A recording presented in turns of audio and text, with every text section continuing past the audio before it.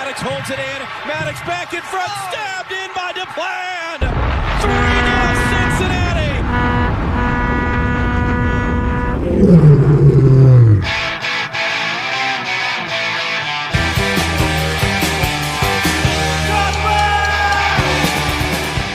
What's up, world? I'm in a car. Just kidding. It's your boy Sway from MTV News, and we are home. We are back for episode 48 of Knifey Lion Radio. Ooh, baby, we are the gift. My name is Jonah. Follow Knifey Lion Radio on Twitter or Instagram, wherever. And joining me today, not in the palatial studio, but in Zach's palatial studio. That's right, we're taking this caravan on the road again, but in a house. It's the indoor instigator, Zach. Hey, it's good to be home. I bought a cat. He's got a cat. Now, not joining us tonight, unfortunately, but he was at the game. I saw him. It's real. Was Nick from soccer. Sunday nights just make everything crazy. If you're wondering why we do not have the usual condenser crisp sound that you're used to, and you're like, you're not on the road, what's your excuse? Well, folks, these Sunday games are crazy. I want to have a podcast out to you by Monday, so I brought the mobile unit over to Zach's estate, and we're doing it that way. Tonight, we get to talk about the 3-0 thrashing against the Portland Timbers. We'll recap that. We'll do the FCC of the week. We'll look for and find a DEKEL Smash. That's right. And if you didn't see, DEKEL retweeted my DEKEL Smash video, and he said, LOL, this is great. It was great, DEKEL, and I'm glad you're still checking things out when I tag you and stuff. His tweet that was just retweeting mine got substantially more likes, but nobody's counting. After that, I'll have and folks, you know when I have a new segment, I mean business, and it's I think this is going to be a lasting one because my voice is hoarse from yelling at the game. It's a new segment called Styling on 'em. Oh, you mad because I'm styling on you. Where we'll pick the most styling on a moment from a game, and there was honestly a lot to choose from because once we got up, we were truly styling on them, and it's kind of what happens when they're down a man, and we're just feeling it on all levels. After that, Red Army's finest, our man, Fuck the Sign Museum, is back for this edition of Kevin's in the last minute. Haven't heard it yet, but you know what? I'm sure it's a banger. After that, more segments. We got more segments. This is going to be the hardest one yet. It's a brand new edition of FCC Survivor. Who are we going to kick off the Highland? Tell you what, no matter who it is, it's not going to be pretty. But that's the name of the game. The name of the game I invented. After that, maybe wrap it up with the POTPOURRI. I had big plans to talk about Flow Sports. God, Flow Sports seems like years ago. Jeff Birding must be absolutely creaming it after this 3-0 victory. I tweeted out, FCC, please don't make some deal for some new puppy suffocation initiative announced Monday morning. Don't get me off this high. I want it to go on forever. But before we get into the recap, I would like to say I saw John Harkes tweeted out a picture of him and some of the originals who are now playing for his team, and Mitch Hildebrandt was there, and he said the ones that started it all. You know what? You truly did. Wouldn't be the same without you. I think I've said this like 5 weeks in a row. But John, I'm happy to be in your cave any day. What's it called? It's the John Harkes Cave of Wonders. This week's episode is sponsored by... Zach, I'll let you pick the sponsor. Flow Sports. We embrace our new streaming overlords.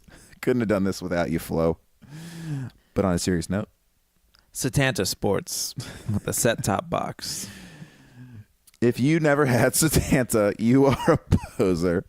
That is a fact. I tell you what, I spent $15 a month on that, and that was Champions League, English Premier League, Peak Bundesliga, Ronaldo, Man United, League One, Scottish Premier League.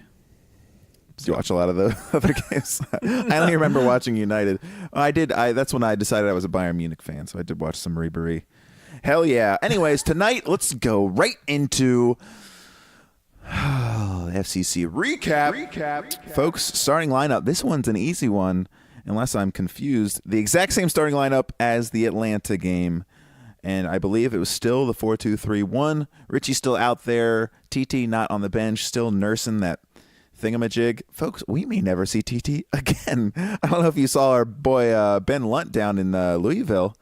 Had a fucking tremendous save and a clean sheet. He might be our future backup. So, yeah, starting lineup off the top of my head, you had Duplan, Hagland, Waston, Powell, Ulloa, Kakuta Mane, Adi, Alan Cruz. Who else?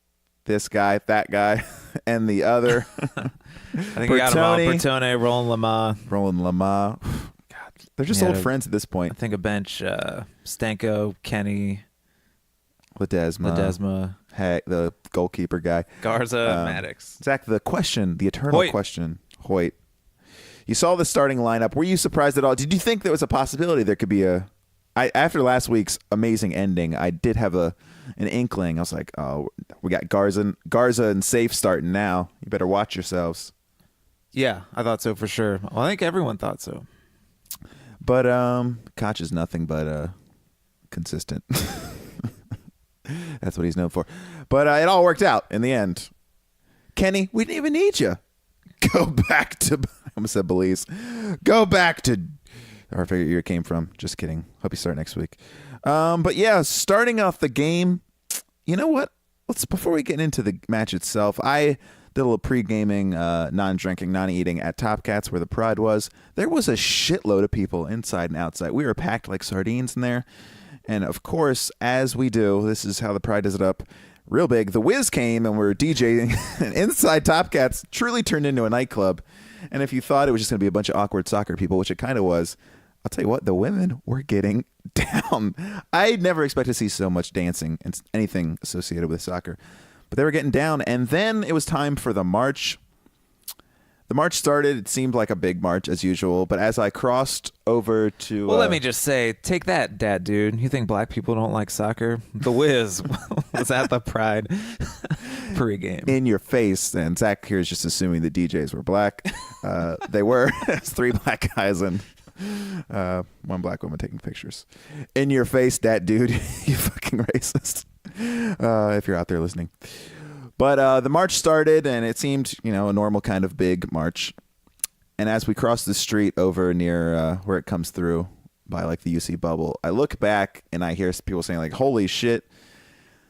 The march was still coming all the way from Calhoun, and it was going the whole way back. Zach, on a scale of 8 to 10, how much were you impressed with this match? I know Stu Holden was. I know Weebs was from MLS Soccer. They were loving it, what we were all about. Pictures are fucking insane. Yeah, MLS is MLS Reddit. They can't believe it. They really respect us now. I'm racking my brains trying to remember that picture of that fantastic Minnesota march, folks. I'm just drawing a blank. I got to be honest with you. So we get in there, and the vibes were strong. As far as like that Seattle game, Zach, you said you had the nerves as if it was like a cup game, a playoff game.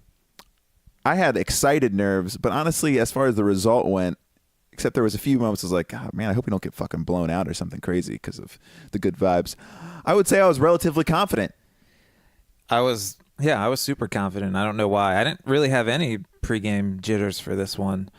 I didn't really in Atlanta either because you knew that was like house money to me. From us. This one, I think everyone thought like we could maybe get a result. But yeah, I wasn't nervous at all. Felt good. According to the odds makers in I said Las Vegas. Yeah, that's what it is. Las Vegas, Nevada. We were actually the favorites in the game, so they weren't surprised. And I hadn't really been following what Portland has done so far this year. But I mean, they're the Portland Timbers. They're a good team, and they were in the Western Conference Finals, so you had to respect them. They were missing their best player, who got a red card last week for flicking a dude in the ear. It's all good for us, though. So we came out and we looked fine. Nothing's anything before that first goal that stuck out for me. Nothing does. I should mention we had 3 skydivers come in, one with an American flag, and our big ass Charlie Harper inspired tifo looked beautiful. The No. place was full. The place was rocking. No, before the goal, I'm not sure. I don't remember when Richie's saves were. No. But I want to say after, because they kind of poured it on for a few minutes after we did. Call that BG. But let's skip up to what really matters in this world. In the 15th minute, we had a free kick delivered from our man, week one goal scorer, Leonardo Bertone, right into the path of a streaking Kendall Waston. I don't know what his man was doing. They should know that Waston is quite desirable on set pieces. He puts it home. It was, from my angle, that thing was going in slow motion. I had several seconds to think the goalie was going to get his arm out there and paw it away. He didn't. It was a goal, and if the place wasn't alive already, it was truly alive at that point. Zach, from your distant seats in 124, how'd you feel? What'd you see out there for Kendall Waston's first, hopefully of many, goal this season? it definitely did feel like it was in slow motion. And perfect fucking ball from Bertone. That was his last good set piece ball of the game. He had some Kenny Walker corners, and I think I said that out loud, and someone was like, misheard me, and they're like, yeah, man, I wish Kenny was here taking corners. I was like, nah, man, I'm shitting on him because he would never beat the first man. I was thinking about it, like, I was like, should I even mention this? Because it was the one negative from the game. It's like, Bertone's corner kicks sucked ass. But yeah, after he headed it, I thought for sure someone would just clear it. And then no, and then he ran in circles on the ground for a celebration, which apparently his kid told him to do that if he scored. There's absolutely no way he's not still spraying rubber tire pellets out of his butt crack at this moment. Anyone who's played indoor soccer, you know what it's like to find rubber pellets in all the wrong places. In this game, particularly, that might be the only other negative of the game, is seeing these black patches of field pellets all over the place. Hopefully those work their way into the turf and it doesn't look so egregious. Yeah, I hope none of the players have ever had bed bugs before, because if you have fear of bed bugs and you see one of those pellets on your carpet, it gives you nightmares. Can't relate. Amelia, we're clean. Definitely never had bed bugs. Never thrown out 3 couches. I tell you what, Amelia, if you had bed bugs, I'd still let you sit on the couch. I'll tell you what, world. When you told us you had bed bugs, that was before like bed bugs were the hot topic in Cincinnati and New York, across the country, and like I thought it was kind of charming. It's like, bed bugs. You know, you hear don't let the bed bugs bite. It's just it's not a really big deal. But I'll tell you what, it'll fuck your life up real good. No, we got into bed bugs on the ground floor. Yeah, we were. It's like we had the first 7-inch. It was the Satanta sports of infestations. Like if you weren't down with bed bugs back then. But that was like 5 houses ago, so we're clean. Guys, we're clean. And we're watching YouTube videos. It's like if you look up an STD, they're not going to show you like the most moderate version of an STD. They're going to show you a full-blown.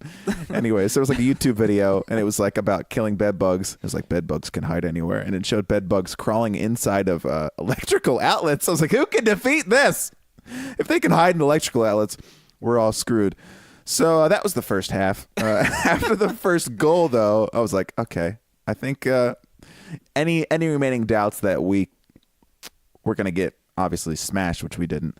But it felt like a result was imminent. At the very worst, a tie. My prediction before the game was, the only one I made was a 2-1 win for us. Zach, did anyone ask, and did you give any predictions before the game? No, I didn't give any predictions. And I honestly didn't give it much thought. yeah, I don't want to jinx it for the rest of the season, but you get the feeling now with that back four and Victor playing right in front of them, you can see out games 1-0 if we chose to do it. Yeah, Waston really was clearing everything that came in there. I could have been missing it, but I felt like this is good for a center back, I guess. If you don't, it's like a good game from a ref where you don't notice him. I don't remember much of Nick Hagland in the game, and I'll just take that as a good thing that he didn't have to make any last second. He probably like cleared 6 off the line, and I forget it. Quiet one from Nick Hagland, and we should mention, since Nick's not here, Nick really has it out for Nick Hagland, shitting on him. I like this because Nick can't defend himself. Shitting on him real hard after the game last week. And then what happens? MLS announces their team of the week. Who's there? Starting back, Nick Hagland. So another great game from Nick. Yeah, I sat with Nick, and he was talking to Shorty, who he brought to the game, and he went on a Nick Hagland rant even after I was Was like, John this week? No, it was Shorty. I was there. This game? Yeah. Well, John came to Top Cats. All right. Well, he might have gone to the game, but he didn't. sit Very with us. strange. Anyway, yeah, he's like, I don't know. You're just like, I mean, he gets in front of the ball. Sorry, Nick, I'm not like hating on you, but like, You'll never skip a podcast again. He was clowning on him last week, and then we're like, dude, he had like 7 out of 9 long range passes and MLS team MLS of the team of the week. I don't know how they picked that, but yeah. I don't know either, but yeah. So he was good. Waston was great, even besides his goal. I just, everything that came in there. He was a calming presence. Seattle already seems like a distant memory. Everyone had a great game. I liked. Well, we should mention that was the only goal in the first half. You could tell Adi was really wanted it. He had a chance within the first 5 minutes of the game. Zach, I don't know if you remember that, where he had a pretty decent shot at goal and went wide. And Adi wanted it bad. I was feeling for him. I wanted him to get one. And then late in the first half, he came down. I don't know what was wrong with him, honestly. But he had to come out at halftime. And an okay situation. Darren Maddox had to come in for him. I'm sure there was lots more moments in the first half, but we were on the back foot for sure after our goal for a while. Zach, you're looking at the Audi advanced stats. Did you have something to say about it? I was trying to pull up Spencer Ritchie, but anyway, yeah, we were on our back foot, but Spencer Ritchie came up huge. Yeah, and if you think about it, when the score line's that, if he lets any of those through, it's a whole different game. Goals really changed the game. It is true. He had a long-range one. It looked like he was shielded pretty good, but he got down and pushed it wide. And then with a minute later, he's on the other side and got right in the Portland guy's face and blocked it with his body. He had a great game. So, yeah, there was like a 10 to 15-minute spell where they were pushing really hard for the equalizer, and he looked great. TT thought he looked terrible. He's I don't know, he's feeling watching that. And were there any players, Zach? I remember in the USL days, the guys not in the 18 would be watching in 124. Are those days over? In the MLS? Corbin Bone was up there. Nice. Was And, Mrs. Bone there? Yeah. Nice. Little Bone? Little Bone. Baby Bone? Yeah, Baby Bone. Who else? I didn't see Nazmi. He might have been up there. Frankie? I only saw Corbin as I was leaving. Maybe Frankie might have been on somebody's shoulders. But it was a decent half. That's stupid. Hey, raise a hand out there in the world if a friend or somebody made a joke about the giveaway towel being Jimmy McLaughlin's jersey. Folks, it's not original. We heard it a million times. But it must be done. What else can you say about it? Halftime, brand new halftime entertainment. Zach, do you see it? Penalty shootout. Oh, I thought you were going to say the rousing speech from the Mercy. Yeah, and the Mercy Health guy came out and he was like, if Jeff doesn't get to speak, I'm making a Jeff speech. And the guy says, I got heart palpitations thinking about it right now. 4 of you, look under your seats. There's something special. I was like, oh, hell yeah. It's a car, right? New car. They're giving away 4 cars. The whole stadium thought it was Or a car. free health insurance for life. I could really use that. Feel under my seat. I kept screaming out, it's gum. Like, literally nobody laughed. It's just gum. We did not win, but somebody got a jersey. Wow, quite the giveaway. Quite the giveaway. Probably from DH Gate anyways. FCC Cincinnati jersey, as he said. It's a year 2 kit they had laying around. An all black kit. But yeah, that was the first half. Zach, I mean, I'm sure you're going to say nothing, but is there anything else you remember from the half? They piled it on. We held strong. Our defense did what it had to do. The whole back line. We'll talk about Duplan a little bit later, but what'd you see out there from our man Powell?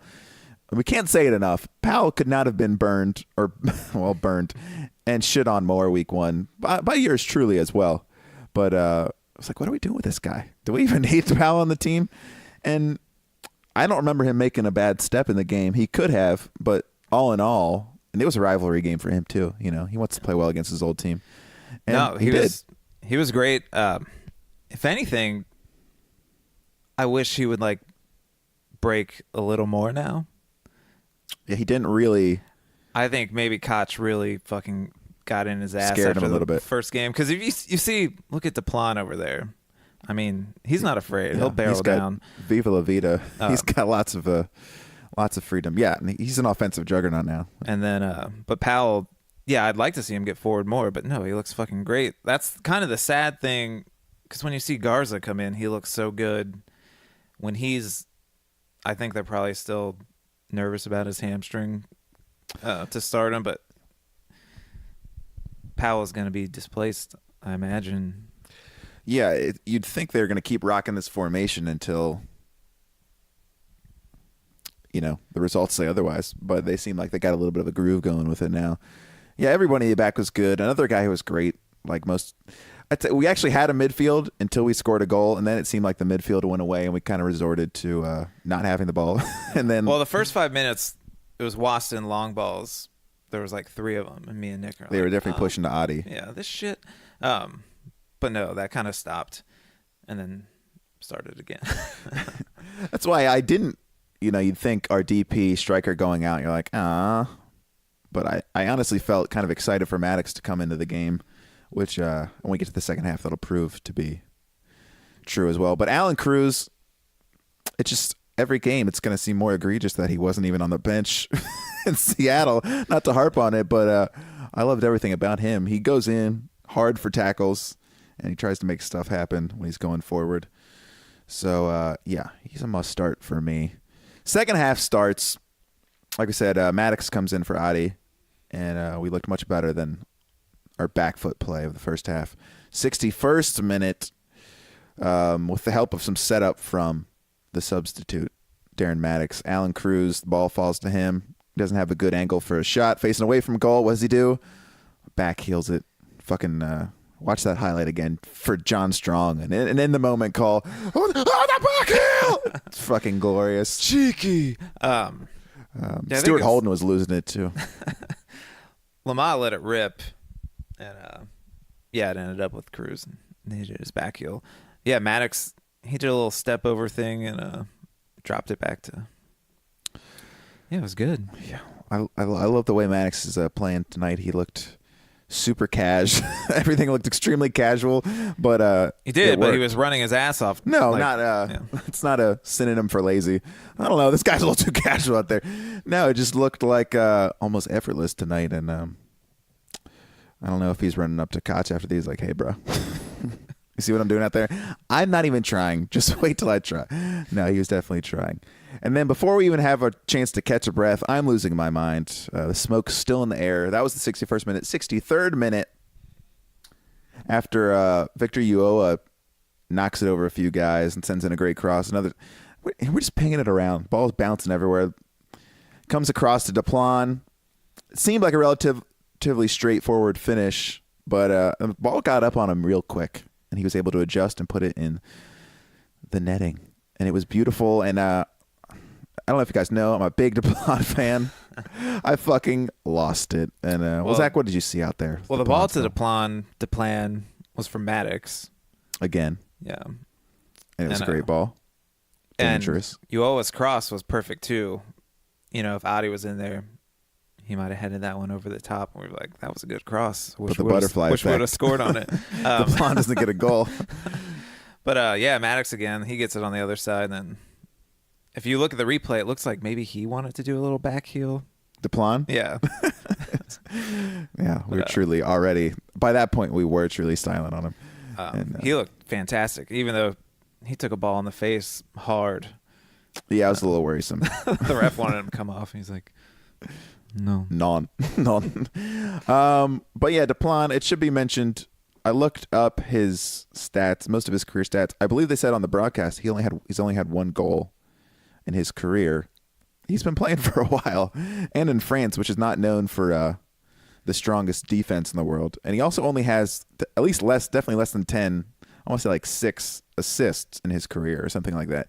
And when you watch him play, which is beautiful, glorious, the fact he has only a handful of assists just seems crazy because he's getting forward way more than I thought he would when I was just watching his highlights and building him up based on nothing. But Zach, what do we see out there from the offensive juggernaut that is Mathieu Deplan? Are you surprised? I mean, we didn't know anything, but I was a little surprised because I thought, like, it was just kind of a thing we were doing, talking up the great Mathieu Deplan. And, yeah, I mean, we wouldn't have been shocked if he ended up being someone who just rode the bench all season. Right. He could. We didn't know anything. Like, yeah, like you said, his stats don't really speak volumes. No, I thought he looked fucking fantastic. And there was a handful of times in that second half where, like, down his side, someone would be trapped up against the sideline, and all those guys would just, between him and Cruz, and whether it was Lamar over there, or even when Garza came in, they just work these triangles and get out of trouble, and then burst down the sideline all of a sudden. It was everybody fantastic. Looks very calm on the ball these last two games, and Deplan especially. He, I don't want to give him false credit, but why the hell not? There was one moment where Diego Valeri tried to make some shit happen and tried to juke. It was either past him or somebody else, but he just got fucking stuffed. It just felt so good. The moment I thought Deplan could be, got a little more excited about him when I think it was Luke Sassano, I think he was on CST, and he was talking about Deplan, and he went off on him for a while and talking about how versatile and how impressed he was with him. I was like, okay, this guy's actually going to play. But in the first half, he comes central. He goes down the wing. He does it all. He lit a rip from outside the box in the first half. Folks, I'm a fan. I like him. And I don't know. I don't have the meta here when the red card was. Second yellow card for a dude on Portland. And I barely even noticed it happened. But if you thought we were styling on him before that, oh, baby. We had real artistic license. People just doing this, that, and the other. Garza came in as a sub, and he had a style on a moment. Juked a dude real nice. And then in the... That was fucking... What? Fantastic. Our whole section, you hear, woo! It was great. Well, it looked great. It's like, I mean, obviously, they were chasing the game, and everything was on them. But even without that, I just felt like, we looked like great. We looked like a playoff team for sure. If you came from space. Well, it was even in the first half, and I said to Nick, it was tight with up top, Adi, Lamont, MANNN, I guess. They were popping up on, one would be on the left side and then on the right, and then Adi would be on the left and someone else in the middle. Cruz and Lamar switched sides at one point. And Kakuta Mane, fucking impeccable first touch. Yeah, we should mention that. Kakuta Mane, I speak for myself, but when I heard we signed him, like, oh yeah, I hope you had a good sub. He's fast. Go down the wing. The guy's playing in the fucking middle. He's got Berbatov touch on the ball, and he gets to every ball. Obviously, he's fast as hell. And Zach, I don't know about you, but I wasn't expecting Kakuta Mane first to be starting two of our first three games, and then to be like so important. Yeah, no, it's wild. Alan Cruz, he was a fucking fantastic first touch too. He took one out of the air. He had another karate kick and another bicycle, and then his back heel goal. Oh, his bicycle! I forgot about that. Yeah, what can you say? He's only going to get better. It was in waves in that second half, and sometimes you just kind of felt bad. You don't want to be like that because we better savor this because you never know. But it was. I think I told. Shout out to John Habel if he's here. I said the 80th minute. That's when I'll feel. I know it was 3-0, but I was like, let's just get to that 80th minute, and then I was like, we didn't get that fourth goal. I was like, God, anything's possible. Yeah. Well, and then I called it. I think many people could have. I was like, 3 up. He's gonna give Ledesma a shot. Yeah, like 82nd, 83rd, something later. Ledesma came in to a rousing ovation, and of course, everyone's just desperate for him to get the ball. No one more desperate for him to get the ball than Ledesma himself. He was calling for every ball, every situation. He was calling for Waston to send long balls over the top to him, and he was over by the sideline, opposite sideline of the bench. He was like 3 feet from a dude with the ball being like marked, being like, hey, and they wouldn't give him the ball, and he shook his head. I was like, dude, man, to just spread out and go for it. He didn't really get. There was one breakaway. I don't know if you remember that, Zach. It was coming up close to our sideline. I want to say maybe it was Kakuta Mane, and it looked like it was going to set up perfectly for a cross into him. ended up with a corner. Zach, what did you see that corner kick situation? Manu came in there. It was not a chance for an Olympico. No. Well, it was an in-swinger, so the corner, or out-swinger, I should say. The corner or two before that, they played him short to Garza, and I think that was the plan. So Garza goes over there. Manu kisses the ball. He's like, well, I'm not going to kiss the ball and play it short. And then he sends Garza away, and he did not look happy, and he definitely was like making eye contact with Koch as he like jogs away. You think like that exact same scenario happened last year. Was it Kenny who like went up, and then he looked back at Koch, and Manu was just like, no, not doing it. And we all really we thought it'd be great for Manu to get a goal. And I know the opportunity you're talking about. First, Maddox had the ball. He tried to get it centered to Ledesma, and it went back out to, maybe this is another time, to, I don't know if it was Lamar or who else had the ball. Yeah. And they didn't look for him, and he was upset. But, like, I don't know, man. Once he came in, you see, like, he just doesn't have the jets like those guys up top. Like I was saying to Nick, if you got... Could be unfair. Kakuna Mane might be the fastest guy in the MLS. I know, but Mane, Maddox, Lamar, and then Cruz, he was up there for a handful of those attacks. I mean, they were just fucking bombarding. And Alan Cruz is like deceptively chunky. He's not like... You think so? I don't think he's like... I mean, I'm not saying like... He's not like Kenny. No. Like, he's a little more girthy. He's got a run to him, kind of like a... Shout out to the Reds, Yasiel Puig. But he's got some big thighs. He is faster than I thought he was, because there's a few times. I think that's why he it doesn't look like he'd be as fast. And he has a bit of a strange gait. Yeah, well, that dude can get back when he needs to get back. It was fucking... When you're talking about that front line, there's one point in the first half when I noticed we didn't have a midfield where it looked like we literally had a line of 5 guys. It was in the second there half, was like five defenders, 40 yards, and then 5 guys up front. I was like, this is not... There's no way this was the plan. Well, in the second half, they were attacking that way. Like, literally, they were all, like, in a straight line across the field, like, right past my section, like, moving at the same pace, like, in one fucking solid line. But I mean, you said preseason that would be scary.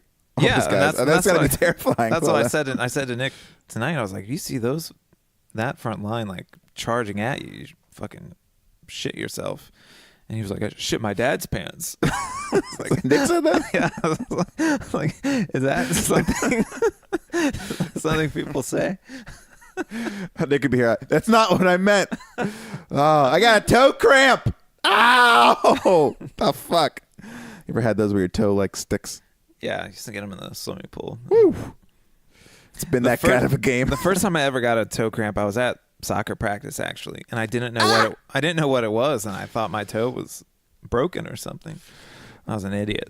I got my first leg cramp in the junior high camping trip. For some reason, they put me in the nerd tent, like literally the 5 nerdiest guys in my class and me in the middle of the night. We've been walking all day, or we did bike riding. That's a good way to get leg cramps. I woke up with some of the worst inexplicable pain in my legs of my life. I am an athlete.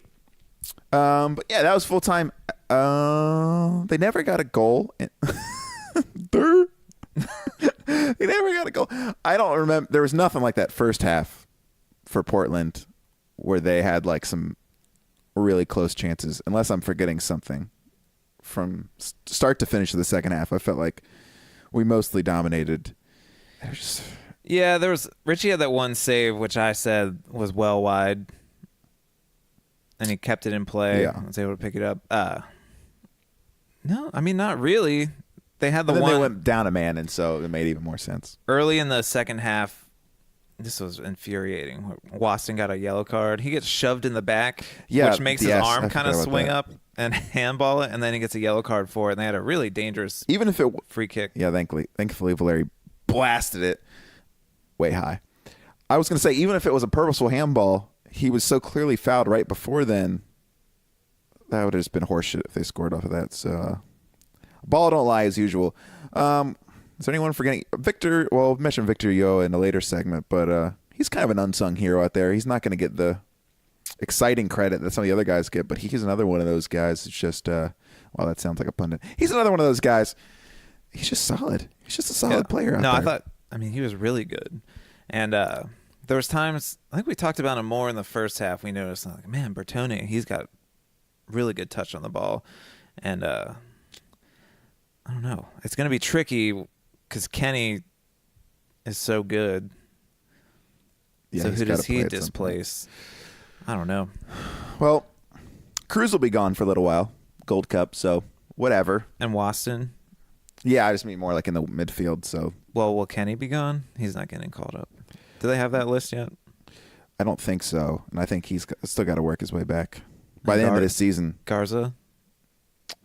I hope. Sorry, not. I no, should I don't know think he this, was on but- the initial. Maybe that does. I don't know if that's out or not. I think it is out. He's not on it. Powell's called up. Maddox is called up. So these guys will get a chance to play. Alexander, you're back up.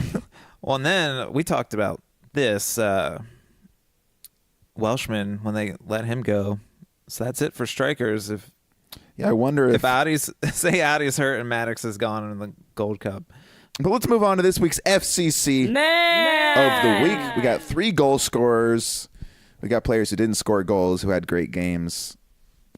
You got Spencer Ritchie. There's a lot to choose from. Zach, would you like me to go first, or do you want to go ahead and pick your FCC man of the week? There's really no wrong answer for me this week. I'm going to go with Deplan. Deplan is how I choose to keep saying it, though. I like to fall somewhere in the middle. The plan. How could I possibly go against that? And he deserves it. He deserves some bling. I give it to Deplan too. He's got the goal, first It's of also- many. This is backed by that Audi player index. Yeah. What'd you see there, Zach? We know how they're. We don't need to explain it to you. We know how they figure out the Audi player index. Yeah, It's I don't want to obvious. get into the nitty gritty, but It's for somebody else. he tops the list. That was both teams for that game. That list you said. Yeah. Yeah. So our eyes were not lying. Deplan had a great game, going frontwards, backwards. So he's officially the FCC Man of the week. Matt, you know what that means? Matt. Wow, that sounds fucking weird. Matt, you know what that means? You get a $50 gift card to James the Jeweler. You can pick it up from my house anytime. You can stay. You can hang out. We can talk. We can make a French toast. We can have a little party. I can give you a scarf. I got one KLR scarf left.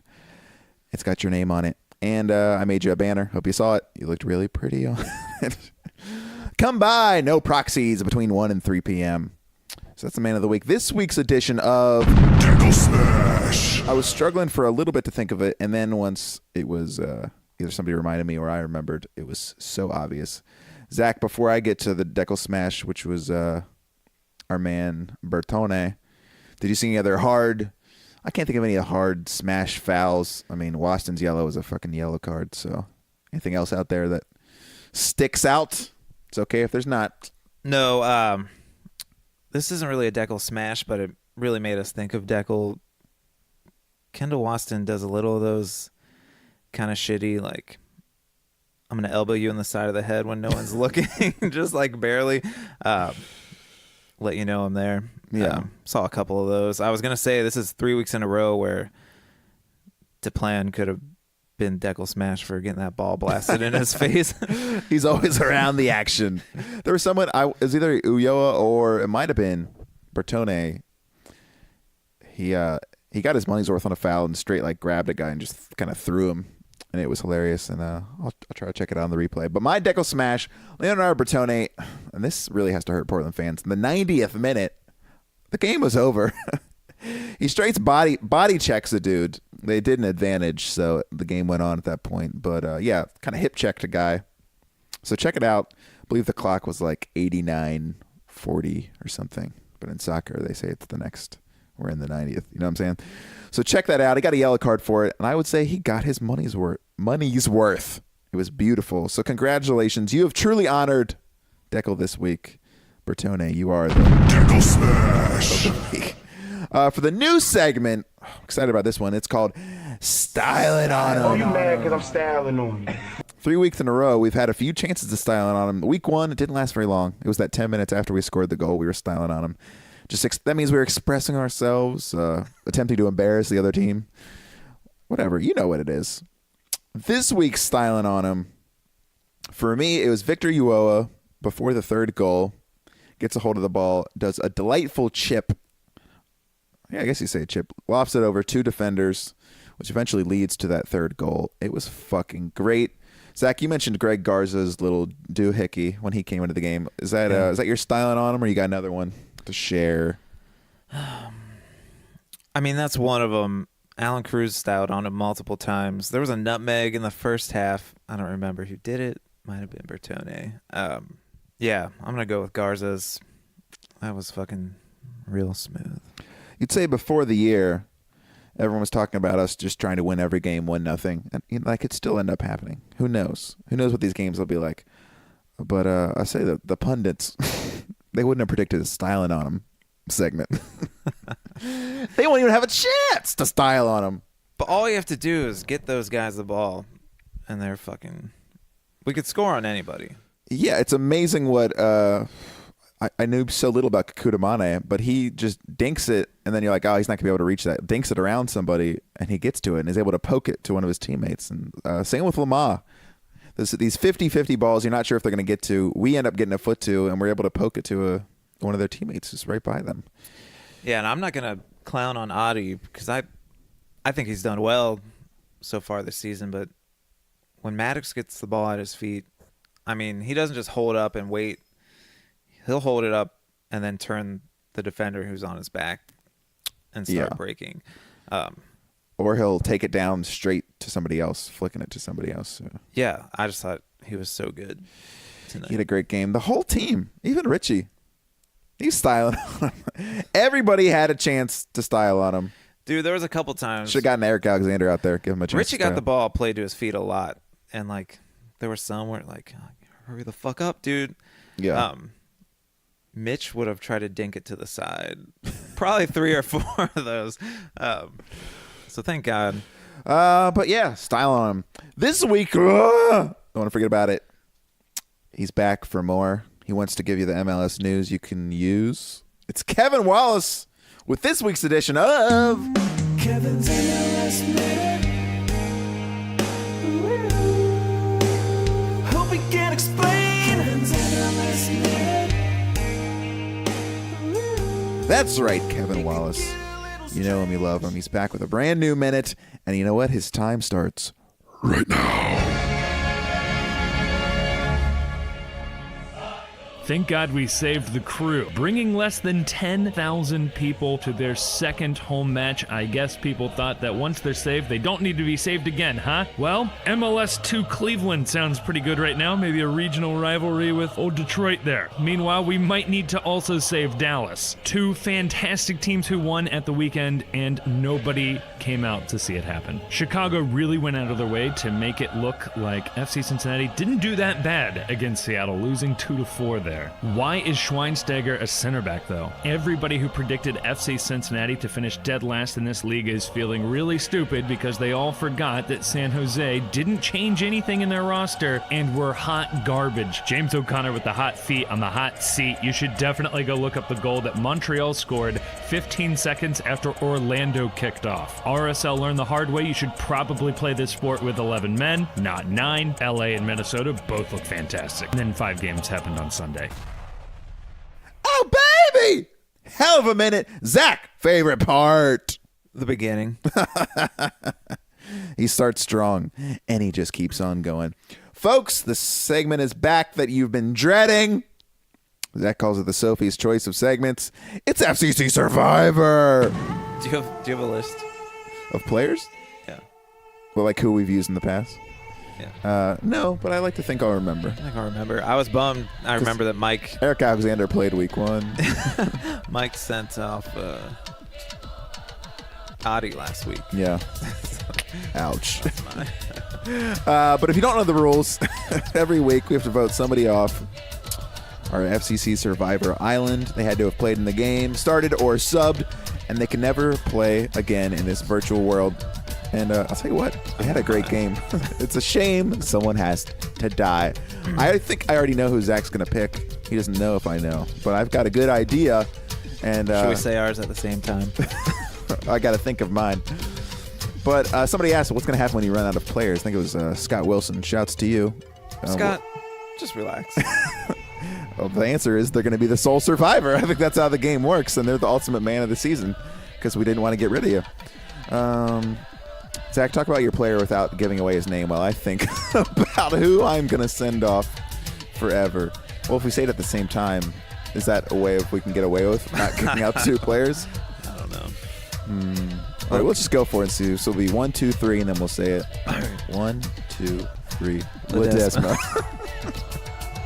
Fuck! Yeah, you had your chance, Manu. You should have played the corner short. Yep. I mean, the problem is, obviously, we're limited by who played in the game, which is obviously the worst play. The sole survivor is going to be like Frankie Amaya because he's not going to get in a game, and then he'll be the leftover player. Our team's it's going to be Nazmi, Frankie Amaya, and Welshman back from loan. Maybe we should have a rule that'll be somebody who's played in a game. You have to have played in a game to be a sole survivor. Yeah. Wow. Mano, what can we say? Yeah, if it's not for the Gold Cup or something, the path to Manu's playing time, it just seems to get worse every week. Kenny Safe didn't even fucking play. Yeah. If that game's 1-1, if that game's Safe 1-1, Safe comes in, which is why I was like, oh, they're gonna give Manu a chance, and it sucks for him because like his teammates, they don't feel what the fans feel. We're like, I'm not playing any of this ball. Get Manu a goal. We got to get him a goal. It'll be a great story. They're not. No. All he can hope for is like a Richie long ball because he's the only one who knows his story. No, they're like, we're up 3-0. We'll take another goal, but.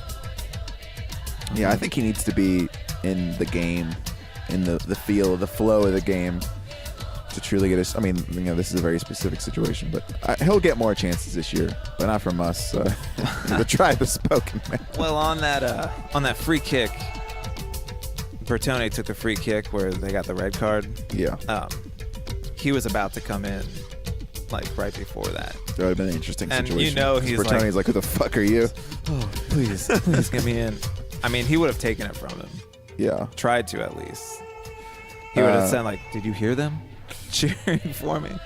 Not to like make an obvious statement that you'd hear on this podcast, but if it wasn't for that wall, I think that was a pretty good shot. He hit high up on the wall. I have to rewatch it again, but yeah, I like Bertone's chances. Give him another crack at that. The bad boy goes in the goal. Nick thought for sure it was going in. I mean, I think it was struck well, as they say. Yeah, it was. It was definitely not like Valeri's shot that went into the 30th row. GA. So that's FCC Survivor. I think I think that's fair. If we say it at the same time, we don't have to name another person. But that would be an interesting choice. Who would be the number 2 person to go off? I don't even want to think about it. Did we kick off Powell already? I feel like somebody voted him off week 1, possibly. I think Nick did. Oh, wow. I knew he was going to come. And who'd you kick off? Corbin Bone. Yeah, that was easy. And who did I kick off? I took Alexander. I got to pick first. the low-hanging fruit. Last week Alexander was Adi. It's not going to get any easier. Actually, it probably will when the Gold Cup comes around. Adi got kicked off, and who else? Adi. Maybe I kicked off Kakuta Mane. Oh, yeah. Well, he kind of limped off, so I was like, oh. He's done. You take an old dog out back. Now we're good to sing his praises higher. Hey, I don't make the rules. All I do is make the rules. I don't want any of them gone. It's especially fun when we have a fantastic game. 3-0. Someone's got to go. We'll have our chances, though. We won't do a Koch watch, but, Koch is doing the right thing. I saw him do you see his post game? He gave a little, They got in his little circle. This is our home. We got to defend it every time. He sounded just like that. But it's good to see. Like we said, after watching We Are LAFC, and I was like, man, I didn't have that much thoughts about Bob Bradley because I was waiting for him to get canned from the national team the last time I was rooting for one of his teams. But I was like, God, I don't know if Koch is putting in this kind of visceral passion. So whatever he's saying, it's working now. And yeah, I mean, treat it like the cup run. It was kind of surprising to see in that hype video, they've got him in the locker room like, everyone in this room, somebody has discarded you, and this and that, like whatever. It's like, oh, that's true. Yeah. And we didn't say it last week. I was in the car. I wasn't thinking straight, but like I've mentioned many times, like, what the fuck has Alan Koch done? When have we won a game and you saw like, man, Koch, his tactics were right. That's why we won the game. Yeah. And last week he was fucking spot on. So that's one. Yeah. If I ever asked that again, I was like, oh, remember Atlanta away? He got his tactics fucking perfect. You definitely can't shit on this week. What they keep saying is that we were playing a high line so foolishly against Seattle, and then we dropped it back later in that Atlanta game. But it might have been foolishly just because the guys weren't on the same page. It seemed like a million miscommunications week one. Right, exactly. Yeah, I don't think it was the high line itself. It was like, oh, you've got this guy? Oh, you don't? Okay, goal? Great. Yeah, if y'all are moving in unison, you can play that high line. But yeah, I thought last week he got it. And obviously his subs were perfect. And then this week, what can you say? It was a fucking game. Let's move on. I'm sure we'll talk about soccer some more in this week's edition of Potpourri. That's right, Potpourri. Wow, this feels like, before we get to that, I just want to ask, Nippert, MLS Stadium, how'd it feel? It's the same, but now it's an MLS venue. Yeah, I don't want to start off negatively, but they cranked the volume up pregame. Yes. It's fucking painful. It was like Club Pride out there. You can't talk to anybody. Especially once it got close. It was really close to the game. The Baileys doing chants, and they played "Feel the Rain on Your Face." No, I think they They played that. I don't know. They played a remix of that fucking song. They played a remix of No one else can do it for you. Girls, you know you better watch out. I mean, that's a lot better. That's all right. I'm just saying, unwritten. The rest is still up. They were literally playing that with like 2 minutes to go before the players came out. Yes. While the Bailey's chanting, know the room. I've played in like punk bands my whole life. We've played in the Troubadour. We know how loud it can get. We've played Gilman. We know. Yeah, with fucking no earplugs. My ears were shot before the game. Like, they're ringing. No, it was blasting. And I understand if nobody's making any noise, the music's playing, fine, whatever. It was still, the music still sucked. But if you're actually a DJ, if there's a real human up there and the Bailey's chanting, just stop. Just, people are getting hyped on their own, and you're playing fucking Natasha, whatever the fuck her name is. Just chill out. I don't want to sound like an old fart, but it's too loud, man. No. And the middle-aged woman behind me was like singing along to the song. I was like, is this what you want? Is this what you're hyping? This is for the youth. Yeah, so that was a little strange. But overall, from everything I've briefly read on Reddit and stuff, things looked good. Things sounded good, even besides the march. And it's a good venue. What can you say?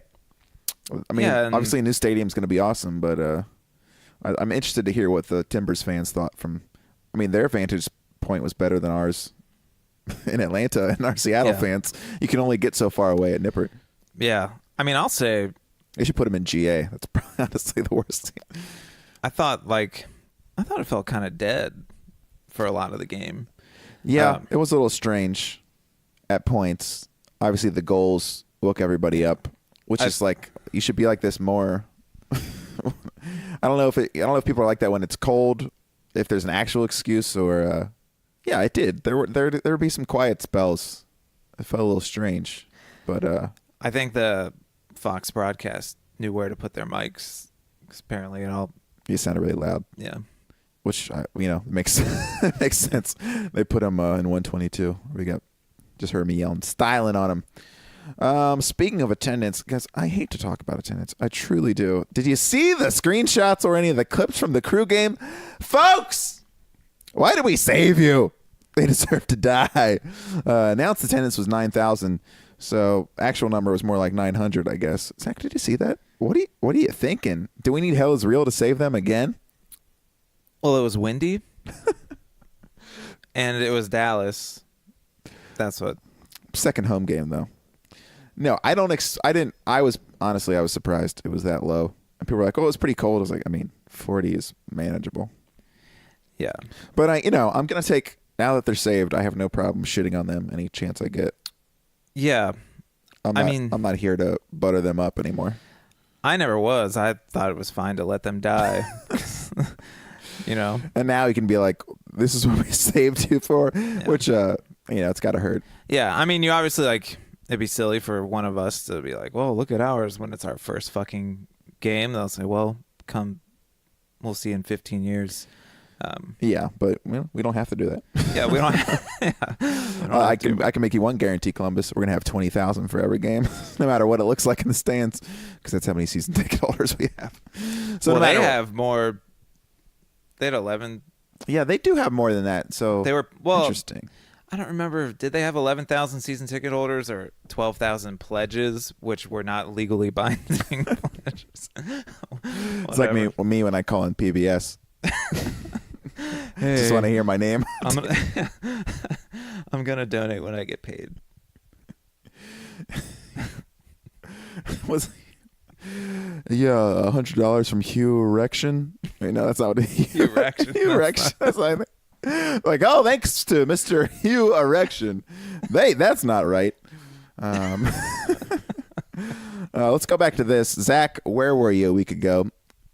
I know where you were, in the car. We beat Atlanta. We come home. We are on a high, maybe even more than this 3-0 thrashing. We get home. We're celebrating it in the morning. There's a trickling in of the news about Flow Sports. Turns into a cascade of tweets and anger from the fans. And our Monday joyous celebration ended up being a day of mourning with a U. The great Flow-pocalypse. I mean, I don't want to hang up on it now. Tonight was a great night. It's been talked about enough, but Zach, what were your thoughts Monday when you thought nothing could bring us down? It turns out our own team, I shouldn't say, the club, were the ones who brought us down off of our rocket high. Yeah, it couldn't have been more awkward. And I'd seen all the DC shit, and then I saw our tweet. I'm like, yeah, be fucking kidding me. Yeah, it should be mentioned that they just had a bunch of issues for their first game with the stream going out and Pub Partners not having the game up for like the first 15 minutes because Flow Sports didn't have the right zip codes in and were blocking the game. Which led to days of radio silence from FC Cincinnati. Pumping their Twitter feed full of fluff, I guess in an attempt to just push it away. And I'm sure they were discussing it, from what I understand. They were talking about it, but they wouldn't put out a statement. And that's all. But yeah, so in the future, not even a sentence. In the future, say, I guess Pat Brennan finally asked Birding if he had seen that or whatever. And he's like, "Oh, we're having internal discussions." That one tweet could have come on the first day. Yeah, we were fucking piling on them. We are having discussions about it. We'll let you know when. Whatever, anything. Yeah. Anything. But it was nothing at all. And then, then they posted a picture of my son. Which he just went to the park. Our sister took her kid and mine to the Summit Park, not knowing that they were doing the thing. Next thing you know, there's pictures of my kid with Gary and holding an FC Cincinnati sticker. I'm like, oh, you better pay me for this shit, clowns. Yeah, it seemed like such I don't know if it was Stack, whoever was running the Twitter account, you slightly feel for him getting bombarded and they post any picture and it's like, how about Flow Sports? What the fuck? But it was, something of their own doing. Not only was the timing, I don't know if they released it. It came out in some paper that was not a local one about the deal. But God, say something next time. Literally, we're easy to please. Well, maybe not, but easy enough. Yeah, and the people... Think of the most ardent FCC fan who would never say a bad word about him. Even those people were like, what the fuck, bro? So when you lose those people, especially after what happened on Sunday, and just think about what they did to our podcast. You could see after the Flow debacle, just the listens went down. People didn't want to hear about that game anymore. That's not really true, but avoidable.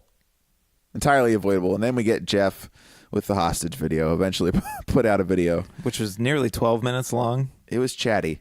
His eyes were darting around the room. The cue card guy was having some issues. So he did his best to not act annoyed, but he was clearly annoyed. There's no way on that first day and the second day. Give us a fucking break. What do they want from us? We have over the air, and which is true. We have the over the air, but it was just such a unforced error. And then his talks with fucking Carl's we were putting $500 million into the team, which he made a point to say in that video. This cost a lot of money. Yeah, it's you know, come out. If you came out and said that, like, look, we're running out of money. I mean, that would have freaked a lot of people out. But aren't we? You keep hearing rumblings of we don't have a lot in the coffers. What's the word? And Chris Coifer yeah, from Glee. from Soundgarden. R.I.P. But you hear those rumblings that, like, we're a little cash poor as far as the team right now. And, like, in my mind, I'm like, if Carl Lindner tomorrow, he could write a check and we'd have plenty of money. So, like, I'm not going to. No, obviously they didn't say anyone should, but don't shed a tear for FCC. It's tied up in equities. Yeah, it's tight. He's only got $3 billion and not 3.1 million. Means. Equities and subsidies. Oh yeah, I mean, trust me, I don't feel bad when I hear about, like, people trying to get the most out of us in the West End and this and that. I'm like, fucking do it. Yeah, I don't. I'm not always saying they should get the money, but go for it, give it a chance. However, what if what Jeff Birding said was true? That's just. I mean, I think you tweeted it too. That's just as baffling. Nobody else wanted to make a deal with us. No one else wanted to make a deal with us, and then 2 weeks before our next away game, I hope it picked up. We're getting this deal, so we didn't have a plan. It was a last minute. I don't know. Chicago Fire is an ESPN Plus deal. That would obviously be ideal because it's cheap and they have 1 million games on there, and a lot of people have it already. But I saw one pro flow person from DC on our Reddit the other day. I sent him a death threat. I was like, this is not a place for this. I slid into the DMs, told him it's time to die. Yeah. See, the thing is, people could stomach $12.50 if that was for, like, the whole league. Yeah, it's us in DC though. Yeah, you don't have, and and bull whatever riding and background stories and fucking extra content. No one cares about that. We get that in the Twitter feed. That's enough. We get plenty of content. We make our own content. Yeah, it's just too much. I mean, one of two things I think will happen. One, they might think after tonight they'll Jack it up. never mention it again and, like, pretend that the pub partners deal is just enough, to which they'll get it for free. Or we'll get discount. Season ticket holder discount. I feel like there's got to be some discount coming. If DC gets it, there's really no excuse for us to not get it. Well, they don't have an over-the-air. True. That's the difference. Wow, that's really shitty. Yeah, no, it's fucking terrible. And so, like, and that's what Jeff said on the video too, is like, there's other cities who this and this and this have it worse. I'm like, well, Yeah. At one point, other cities are fucking failing. Yeah. Very strange. But eventually, the anger wasn't about Flow Sports. It was about them ignoring us. Right. I was like, dude, one fucking tweet. And we all know who's behind that, don't we? Yeah, we do. And then there was just really revving my some engine griping up. when people were like, oh, we can't bring an empty water bottle into the stadium. And then FC Cincinnati, no, period. If there's a period at the end, your girlfriend, your girlfriend's mad. And that is Liz Summers. She tweeted that at the grocery store. She was already on edge. Yeah. She saw some husbands trying to What do you think? buy You think she food. packs heat when she goes to Jungle Gyms? Because there's a lot to take in there. So many aisles, so many men. It's got to be upsetting. Ah! Sorry, cat. I'm at Zach's house. Yeah.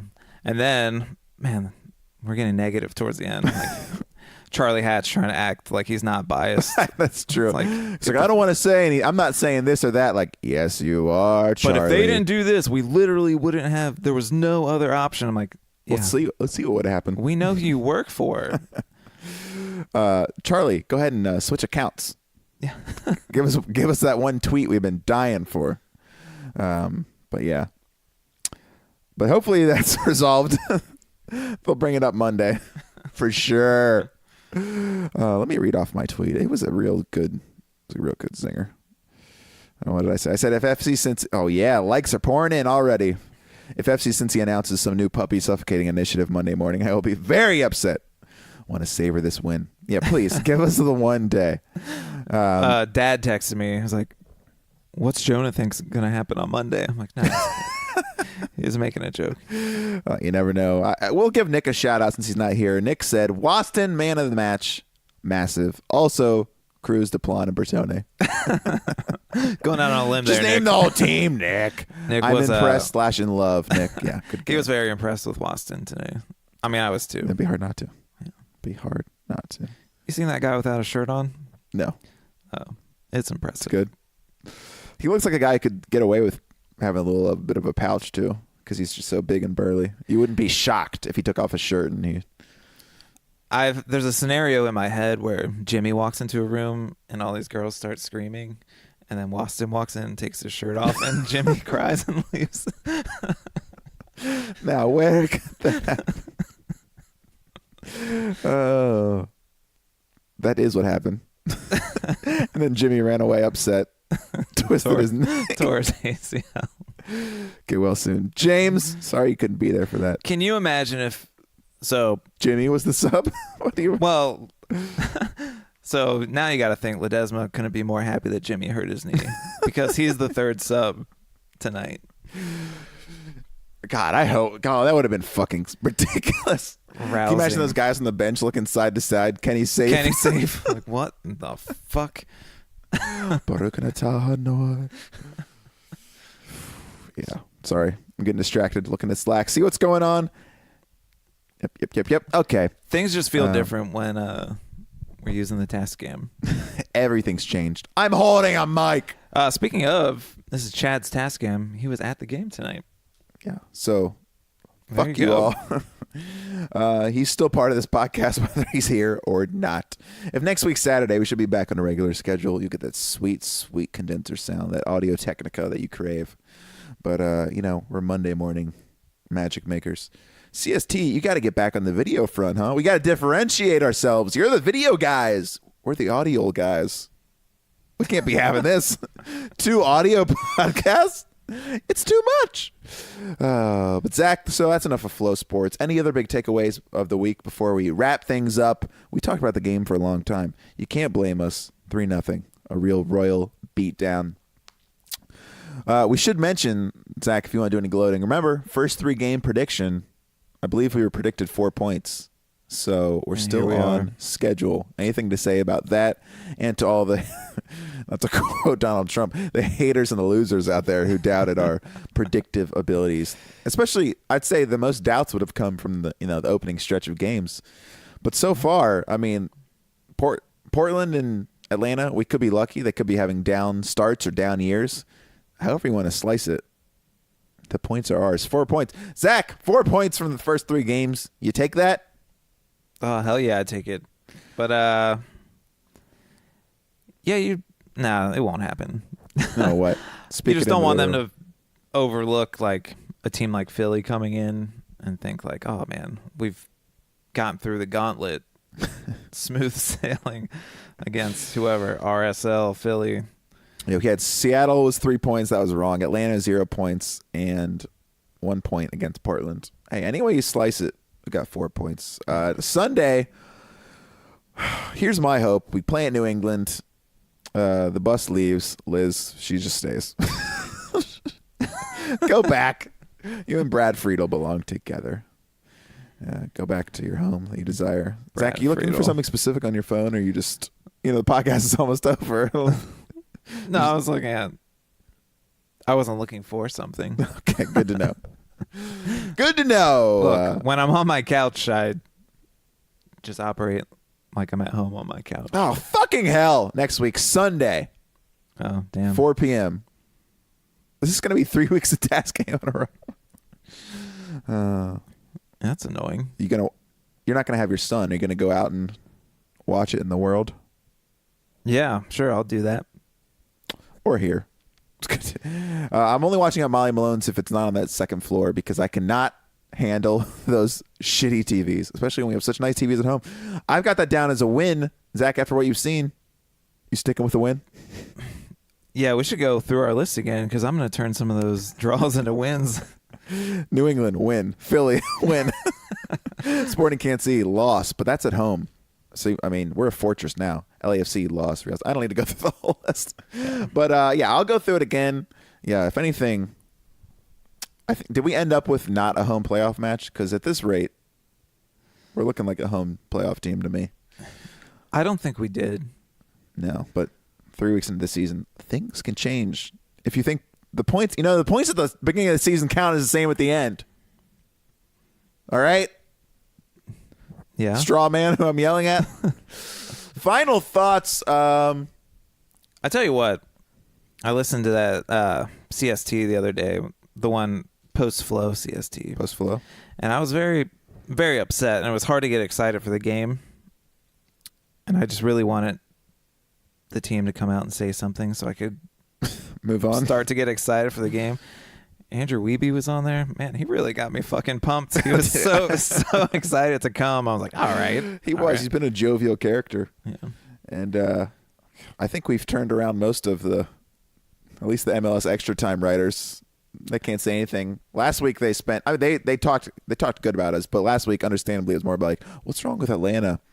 I think 3-0. Yeah. They can't help but talk about us. Yeah, but I think what's right with us. What everyone thought, though, is that Kenny Safe was like the missing piece. Yeah, that is what they talked about. And they're like, see, I was right. They don't have that playmaker. Well, this week, it was pretty much guys who are already on our team. Yeah, I mean, Victor Uo is a playmaker, and Alan Cruz is a playmaker, and fucking Bertone can pull the strings back there, too. So, there you go. Fuck you, Matt Doyle. It's too late to jump on the bandwagon. Yeah. I kind of enjoyed when everyone's hating on us. Don't let me stop the I told you so's. Please. On a sad note, we didn't get to see Carissa, Amelia, Lindsay, Fair Lindsay. Guys, where were you? We don't see the Bailey. Amelia, what's good? Gonna come out to the watch party Saturday or what? You can't answer. This is a one-way podcast. Forgot how this works. Zach, final thoughts. My final thought. A guy came and sat right in front of us. He came to the game by himself. Weirdo. Talked to everybody. Was he wearing an LA hat? No. Oh, God. Thank God. People who can do this. Special breed. Yeah, it's a real special breed. I'm in line to get a Wild Cherry Pepsi, and there's a guy in an LA Dodgers hat, and he turns to these people like, can you believe we're the MLS? Or like, he said, can you believe there's an MLS team here? LA Dodgers hat, I should mention. And he says, I used to have to drive to Chicago to see good soccer. Now there's a team here. And then he turns to this couple. I was like, oh, those are his friends. Can you believe we have an MLS team now? Here's what he says.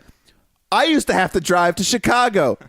Literally right after. Can you believe this? And then he's talking to his people, and he's talking about LA. And I heard him mention the word socialism.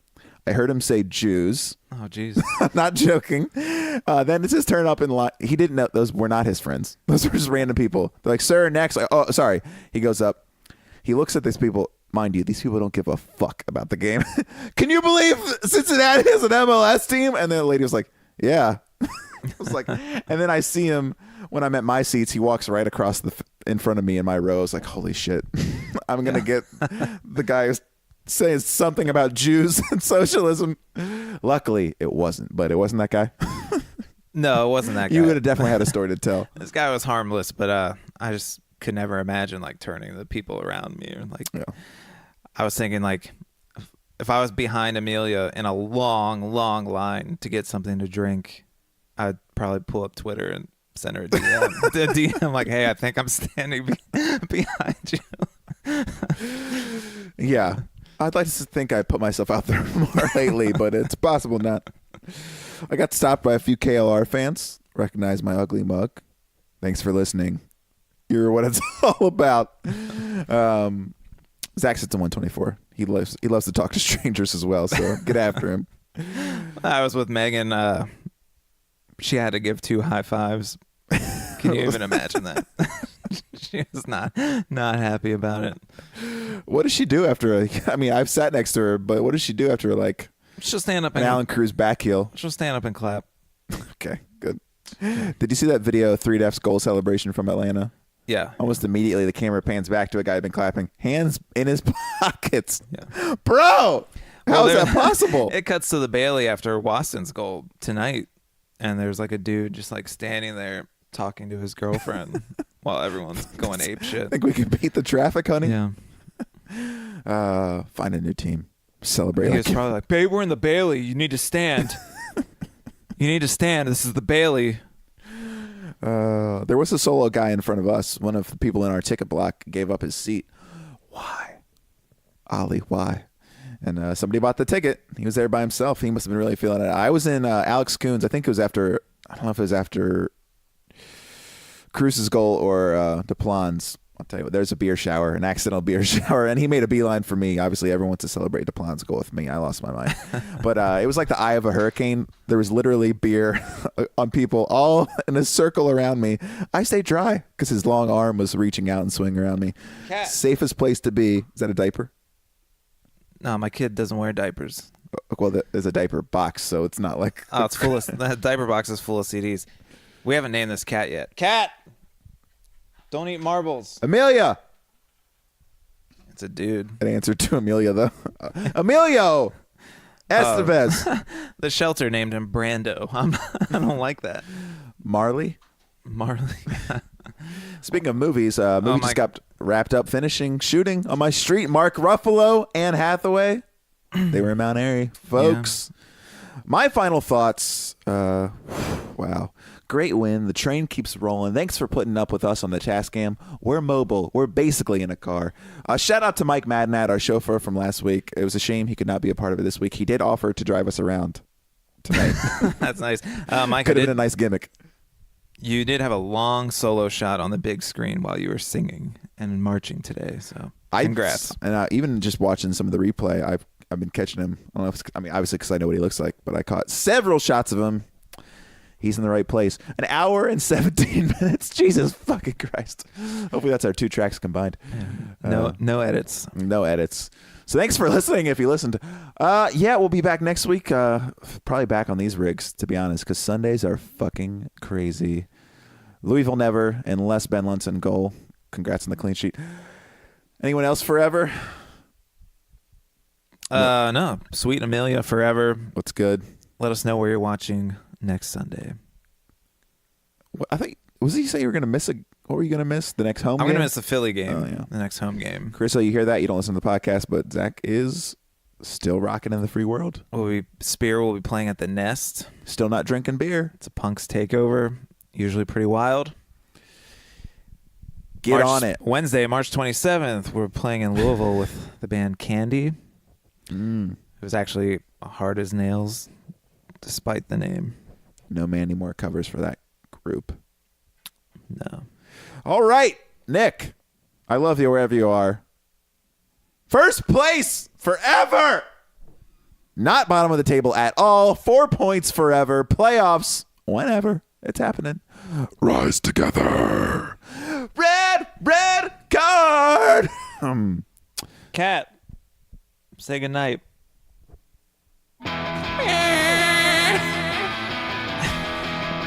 Goodbye. Give me attention.